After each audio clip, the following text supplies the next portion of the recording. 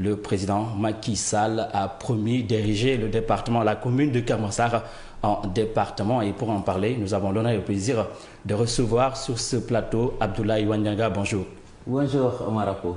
Vous avez fait 7 ans de correspondance dans la banlieue, une zone que vous connaissez très bien. La déclaration du président de la République, disons, vous a-t-elle surpris?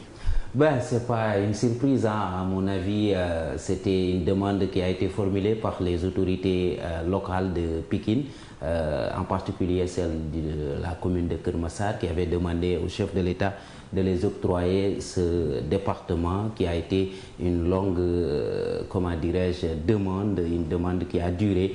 Et aujourd'hui, si le président vient en banlieue et plus précisément à Keur Massar, dire qu'il va ériger Keur Massar comme étant le 46e département du pays, je pense que ce n'est pas une décision qui va m'étonner puisque c'était une demande qui a été formulée depuis fort longtemps. Disons Keur Massar jusque-là était dans le département de Pikine. Comment ça va se faire, d'autant plus qu'avec l'acte 3 de la décentralisation, le traçage avait créé énormément de problèmes?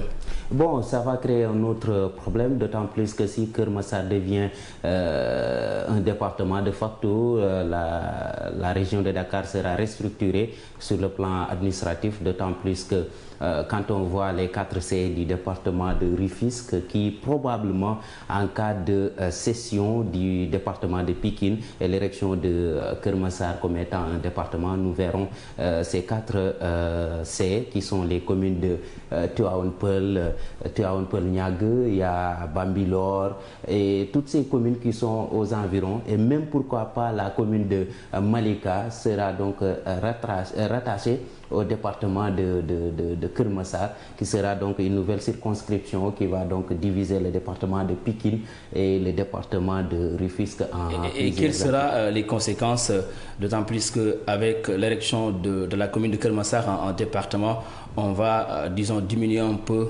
l'influence du département de Rufisque et l'influence un peu du département de Pikine?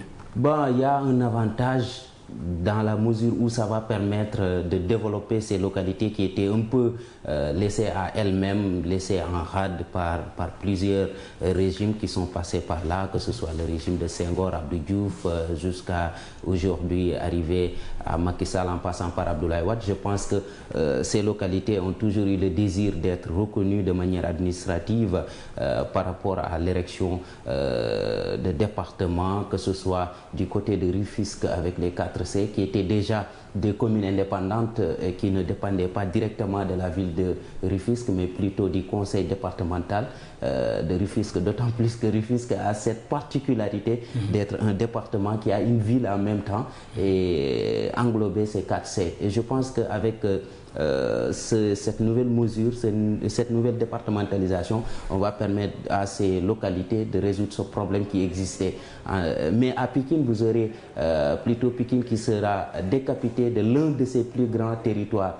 Il s'agit donc de la commune de Keur Massar qui fait partie des communes les plus vastes de ce département de Pikine. Alors, avec cette élection, vous l'avez dit, hein, est-ce qu'on peut s'attendre, disons, à ce que les problèmes qui gangrènent le développement de la commune de Keur Massar soient réglés, notamment avec l'arrivée du préfet, l'arrivée d'un président du conseil départemental? Oui, il y aura toujours des problèmes qui vont être résolus, hein. Vous savez que Keur Massar déjà était dans cette dynamique avec l'érection d'un poste de santé, d'un hôpital.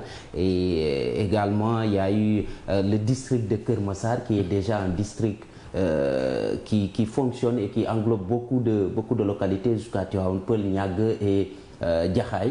Je pense que ce problème-là, ils pourront résoudre ça. Avec l'arrivée sur le plan administratif du préfet du département et également les sous-préfets qui vont suivre par rapport à cette logique administrative, je pense qu'il y aura beaucoup de problèmes qui seront résolus. Déjà, Keur Massar dispose d'une gendarmerie et il faudra juste prendre du côté de la police et pourquoi pas prendre Jaxaay, la police de Jaxaay qui existe déjà, qui joue ce rôle. Et si une fois Keur Massar est érigé et que Jaxaay se retrouve dans ce département-là, je pense qu'à ce niveau, il n'y aurait pas tellement de problèmes. Il a même dû, lors du Conseil des ministres dernier, avoir un plan intérimaire de lutte contre les inondations. Est-ce une solution pour régler définitivement cette problématique qui empêche les populations de Keur Massar de dormir tranquillement? Régler le problème des inondations à Keur Massar, ce ne serait pas chose facile. Vous savez, il y a eu beaucoup de problèmes relatifs à ce sujet, surtout avec le manque d'assainissement qui existe dans ces localités. Il y a eu également un problème d'écoulement des eaux pluviales. Mais il y a quand même, faut-il le reconnaître, dans des quartiers comme Aladji Paté où des efforts ont été consentis. Je pense qu'il n'est pas du tout suffisant, mais ce serait encore une fois un coup de pouce, un plus par rapport aux actions qui sont en train d'être menées par le régime actuel et également l'État du Sénégal en général, parce que les travaux ont démarré bien avant l'accession de Macky Sall au pouvoir. Donc ce qui veut dire que l'État est une continuité, il continue de travailler dans cette lancée, mais puisque le chef de l'État est encore une fois déterminé à aller vers cette lutte sans faille et vers l'éradication totale de ces inondations, je pense qu'il faut saluer ces efforts-là et si cela est bien fait. On va au département du Sénégal. Espérons que le président de la République va mettre en œuvre toutes les dispositions nécessaires pour permettre à ce département d'émerger